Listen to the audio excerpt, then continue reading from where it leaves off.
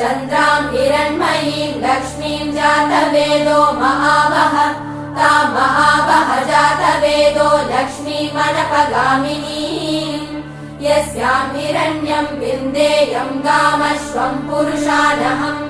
अश्वपूर्वां रथमद्यां हस्तिनादप्रबोधिनी श्रियं देवीमुपह्वये श्रीर्महादेवीर्जुषताम् तां सोऽस्मितां हिरण्यप्राकारां मात्रां ज्वलन्तीं तृप्तां तर्पयन्तीं पद्मे स्थितां पद्मवर्णां तामिहोपह्वये श्रियम् चन्द्रां प्रभासां यशसा ज्वलन्तीं श्रियं लोके देवचुष्टामुदारां तां पद्मिनीमीं शरणमहं प्रपद्ये लक्ष्मीर्मे नश्यतां त्वां वृणे आदित्यवर्णे तप